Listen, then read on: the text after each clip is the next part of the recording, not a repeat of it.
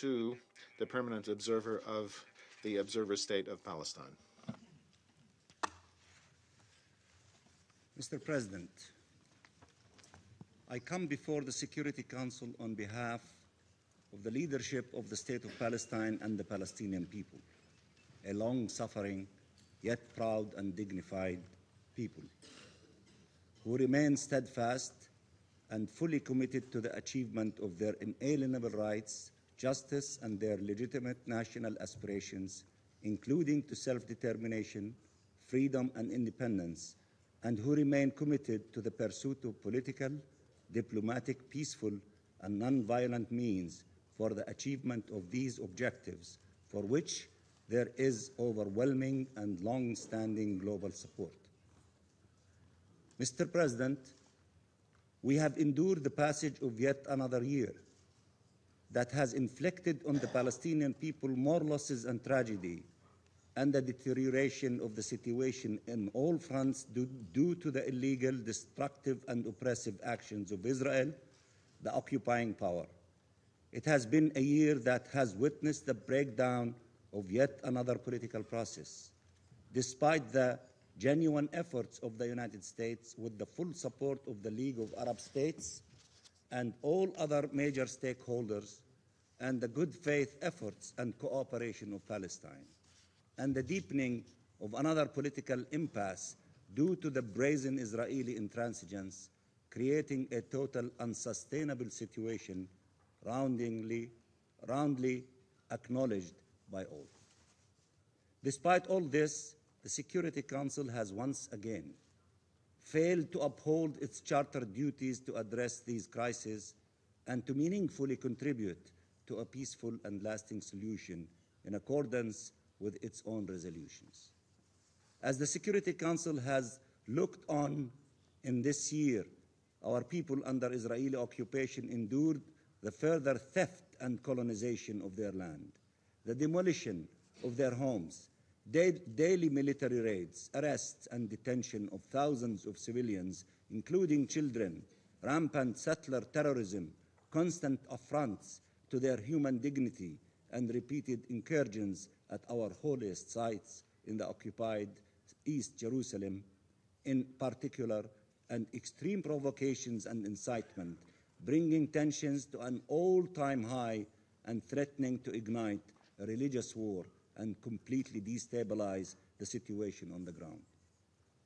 The brutalization of the Palestinian people reached a new apex of savagery with the Israeli military aggression waged against the besieged and blockaded Gaza Strip in July and August of this year. The Israeli occupying forces launched tens of thousands of missiles, bombs, artillery shells, and live ammunition against the defenseless Palestinian civilian population in an inhumane, barbaric, and criminal onslaught that killed more than 2,200 Palestinians, the majority civilians, including children and women, injured and maimed more than 11,000 people, displaced hundreds of thousands, terrorized the entire population, and caused vast destruction of homes, vital civilian infrastructure, hospitals and schools, including more than 100 UN facilities, the majority UNRWA schools, as well as mosques and churches, agricultural properties, and industries. All of this was perpetrated wantonly and willfully by Israel, creating widespread devastation, human trauma, and a massive humanitarian disaster. Gross human rights violations and grave breaches of international humanitarian law, war crimes, were undoubtedly committed by Israel, the occupying power. And in the diaspora, the millions of Palestine refugees who remain exiled from their homeland continue to endure instability and vulnerability due to crises and conflicts in the region that have inflicted on them further displacement and loss, with the tragedy in Syria in particular engulfing lives and futures of so many Palestinians. This was the year that brought us to this day, a year that deepened the decades-long suffering and injustice borne by the Palestinian people, and that took us further and further away from realization of the just, lasting and comprehensive peace we have long sought on the basis of international law and the relevant UN resolutions. Mr. President, it was in this grave context that the Palestinian government, under the leadership of President Mahmoud Abbas, undertook in early September the initiative that has now been brought before the Council.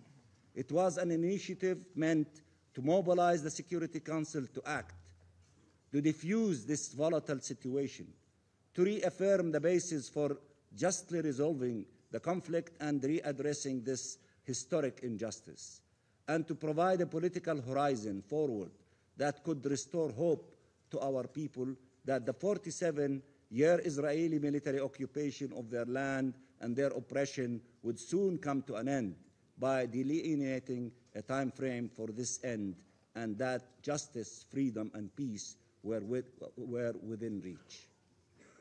Mr. President, we sincerely thank all of the countries that took a principled stand and voted in favor of the draft resolution.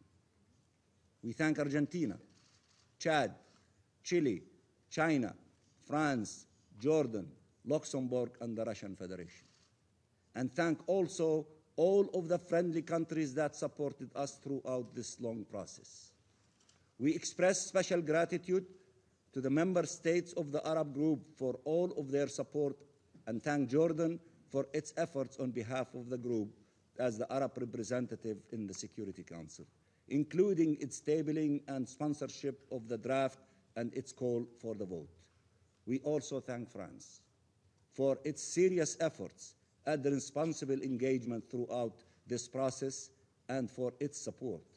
I also wish to thank His Excellency Mr. Jean Asselborn, Deputy Prime Minister and Minister of Foreign Affairs of Luxembourg, for his presence at today's meeting and his country's support.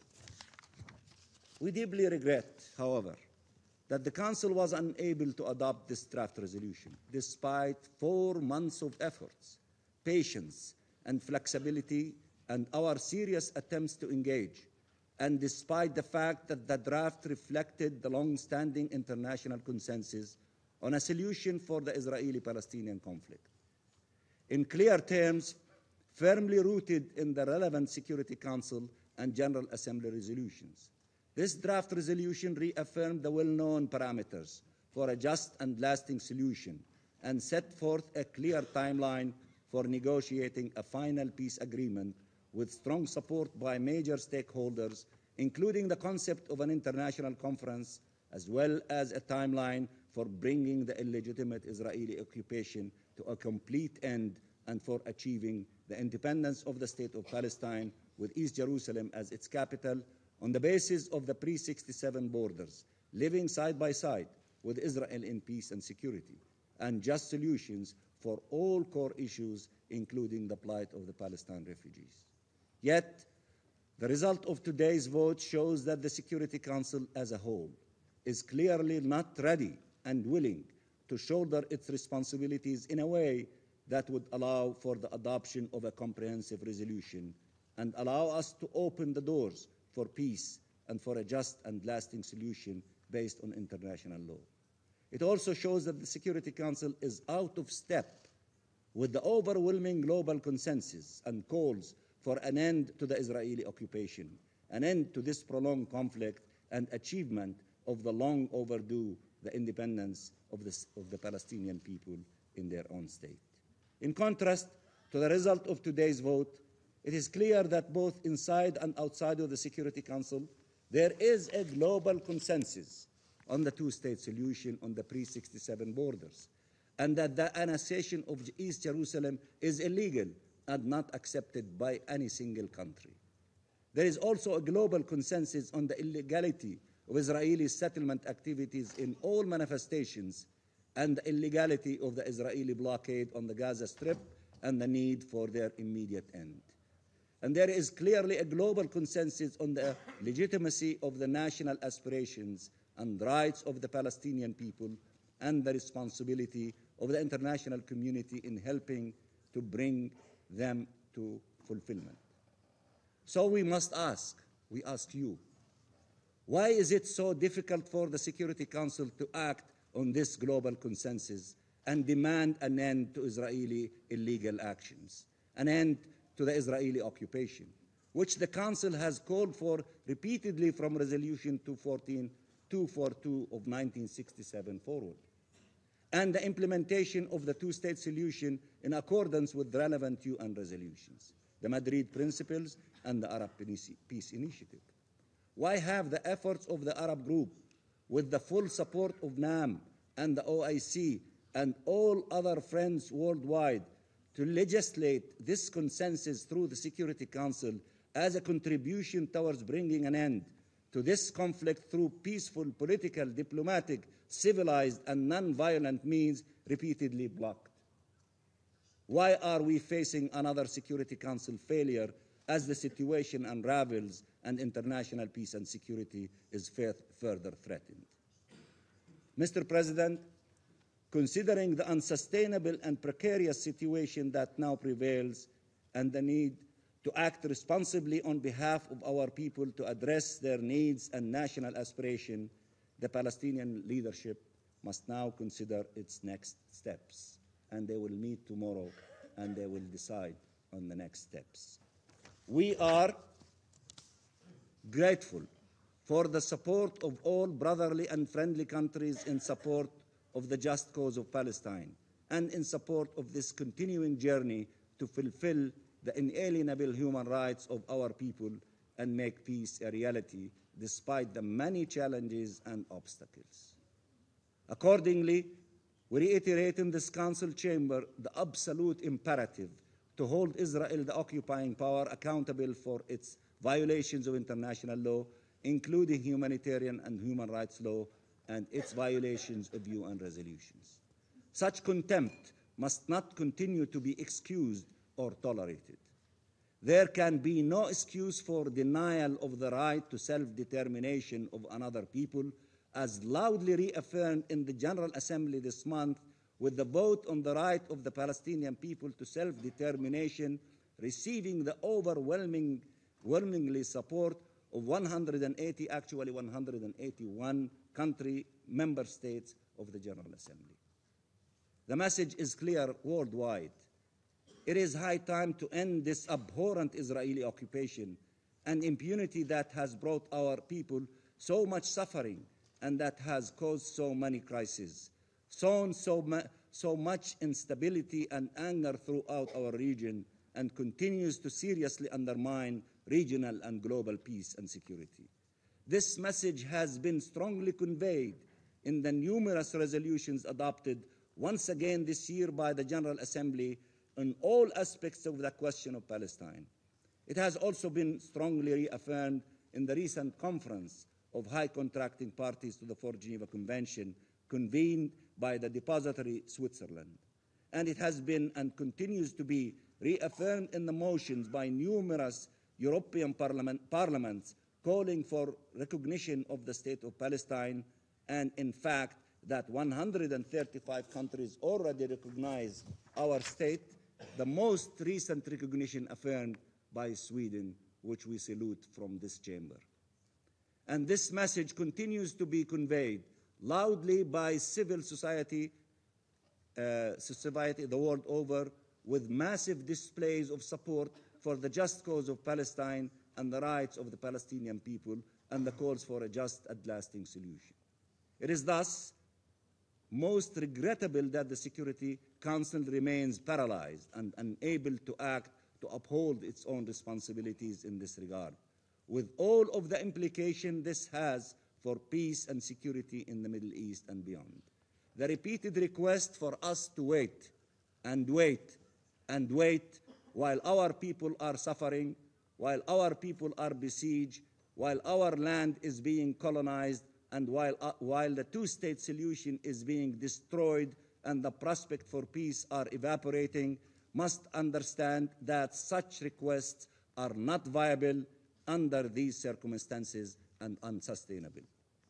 Those eager to save the two-state solution must act and cannot continue to make excuses for Israel and to permit and thus be complicit in its immoral and illegal behavior. The Security Council must act. We will therefore continue to call on the Council to uphold its charter duties and will spare no effort in this regard in the coming year. The time has come for the international community to act collectively and firmly to end the occupation that began in 1967 and to allow for the independence of the State of Palestine with Al-Quds Sharif as its capital and a just solution for the plight of the Palestinian refugees on the basis of Resolution 194, numero 3, and for the ultimate realization of justice, freedom, and peace. The Palestinian people and the world can no longer wait. That message, despite the regrettable outcome today, is especially clear. Mr. President, in closing, I wish to thank you personally, Mr. President, and the friendly delegation of Chad for your speedy response to the call for convening this meeting and vote, and to reiterate our deepest gratitude to all Council members who righteously and honorably supported the draft resolution. We also take this opportunity to express our appreciation to the non-permanent members of the Security Council that will end their tenure tomorrow: Argentina, Australia, Luxembourg, Republic of Korea, and Rwanda, and congratulate them on their efforts and service on the Council over the past 2 years. And I thank you very much, Mr. President. I thank the permanent observer of the Observer State of Palestine for his statement. I now give the floor to the representative of Israel. Mr. President, the Palestinians have found every possible opportunity to avoid direct negotiations with Israel. They have engaged in a never-ending string of political games, and now they are parading into this council with a preposterous unilateral proposal. I have news for the Palestinians. You cannot agitate and provoke your way to a state. I urge the Council to stop indulging the Palestinians and put an end to their march of folly. Thank you, Mr. President. I thank the representative of Israel for his statement.